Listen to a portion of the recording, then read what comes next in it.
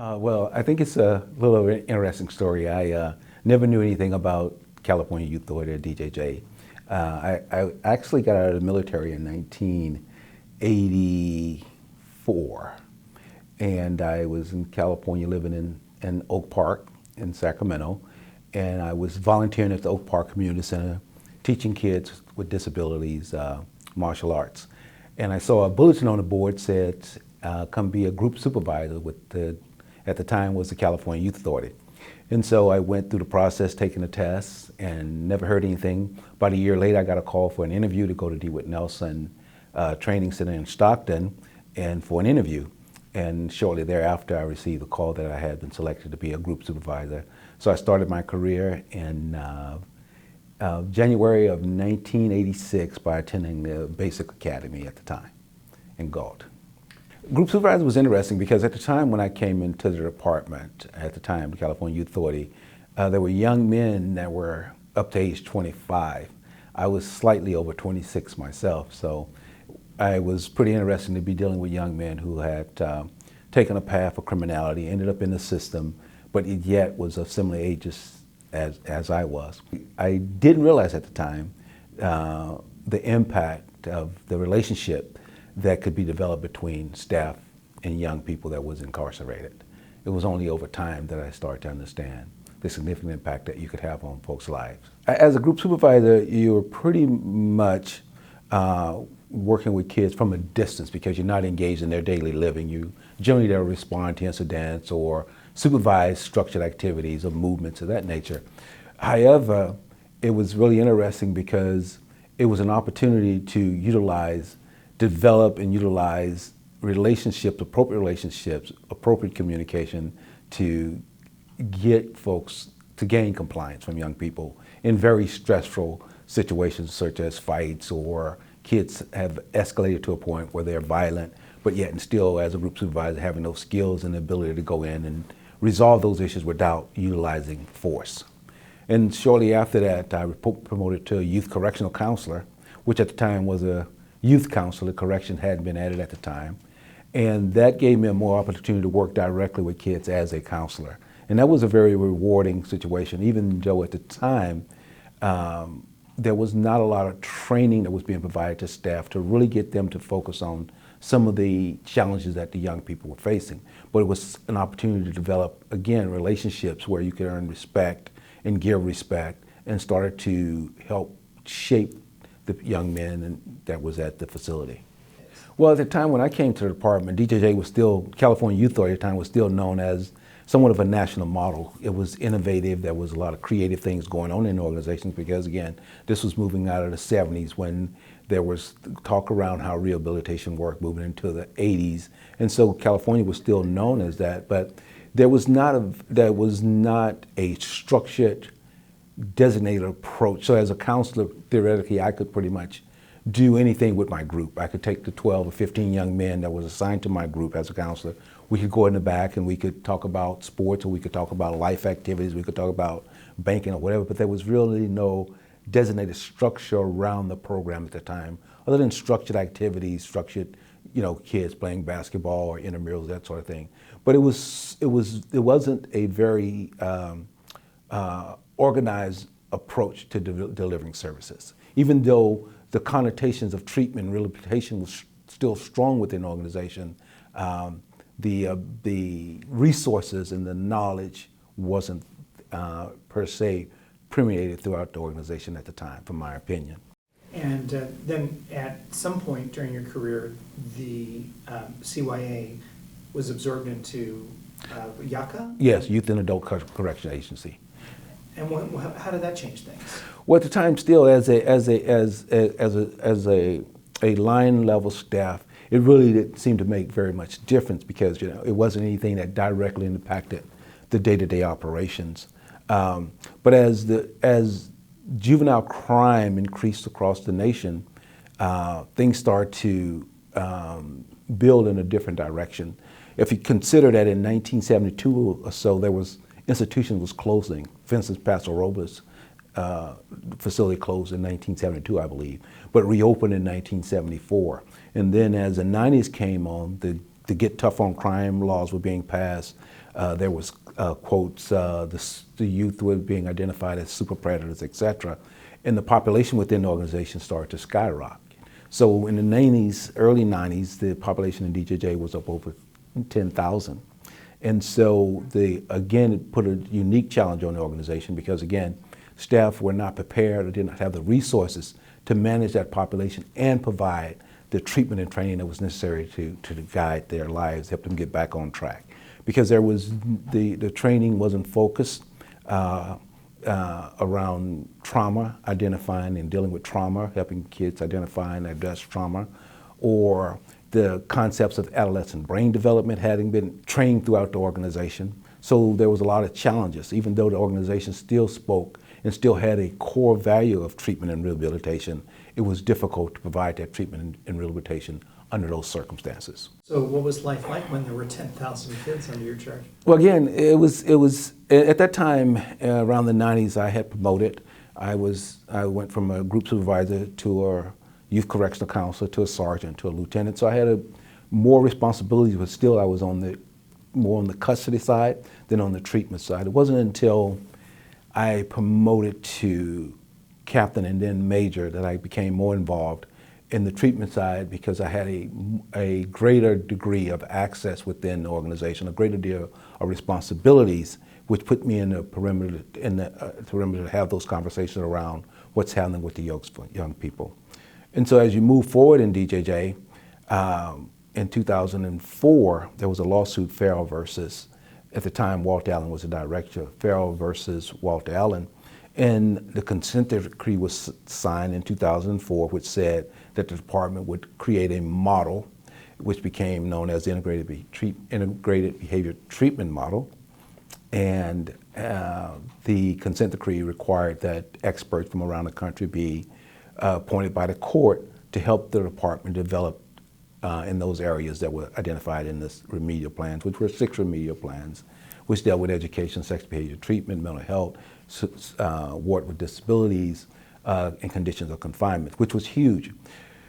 And at the time, the consent decree was signed, the department started to utilize those experts to help develop trainings, help develop monitoring and auditing tools, which led to the development and the concepts around the integrated behavior treatment model, which also was a part of what the organization was required to do under the consent decree. How did that integrated behavioral treatment model change the day-to-day operations for custody staff as well as treatment staff? Well, again, I think it goes back to the initial training that was being provided. Staff was being trained on adolescent brain development. They were being trained on trauma-focused cognitive behavior therapy. They were starting to be trained on interventions that had proven to reduce the risk to reoffend as well as to reduce violence. The concepts around how force was being applied, policies was rewritten to require interventions, strategic interventions of de-escalation prior to the utilization of force in situations. The consent decree required that the department develop a sex behavior treatment program, which was not in place at the time.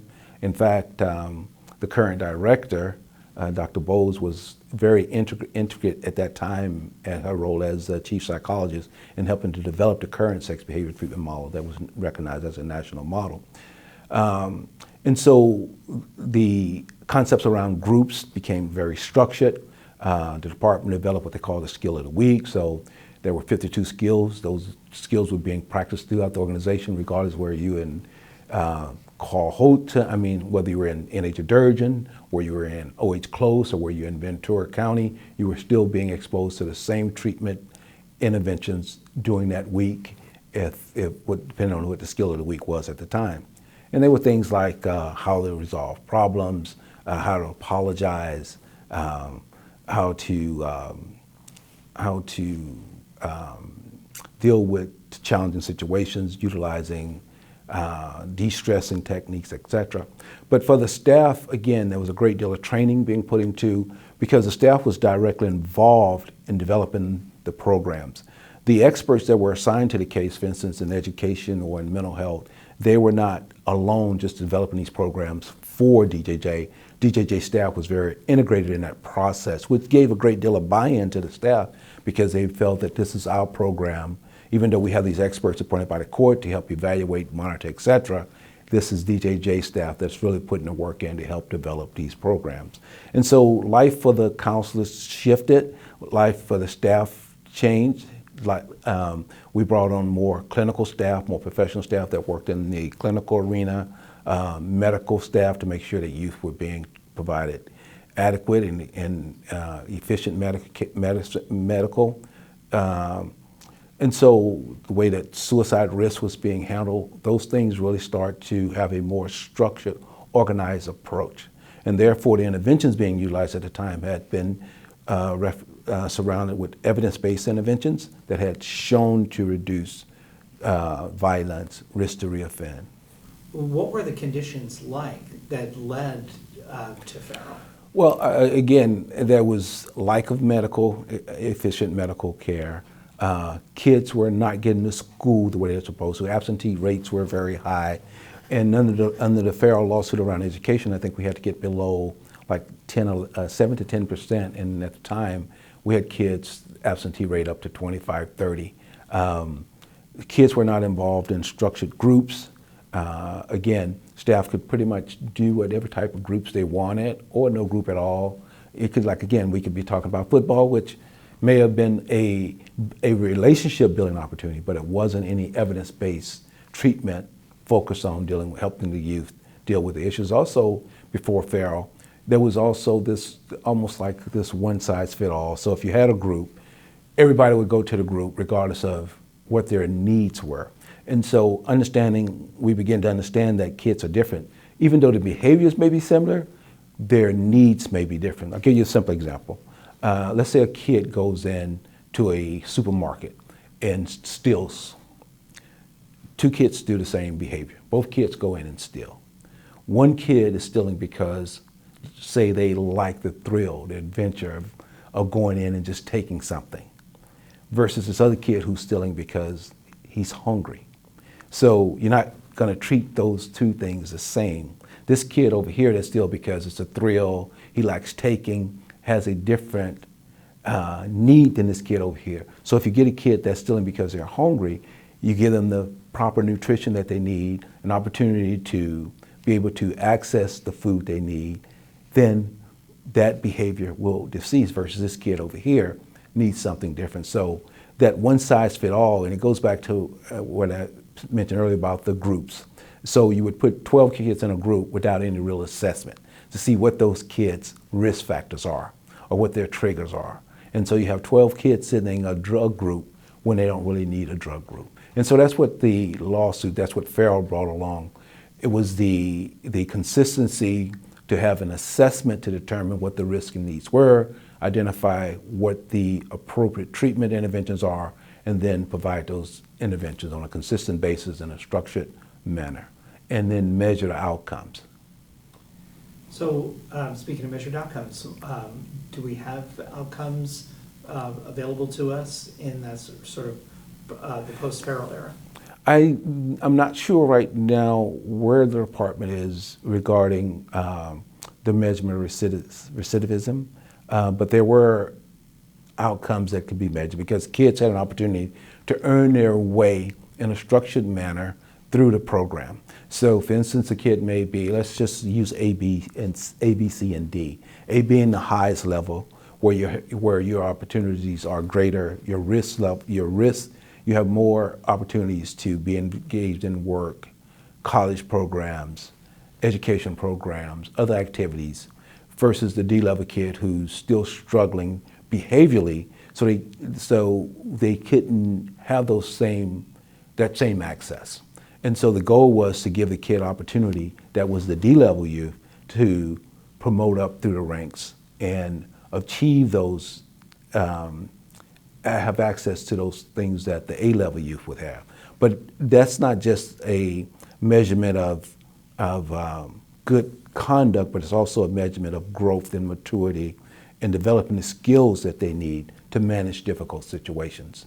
So a kid could start on D level, earn their way up to A level, but at the same time, they're earning time off of their stay in DJJ. So they're earning good time credits, which will help them move through the system faster and get out a lot sooner.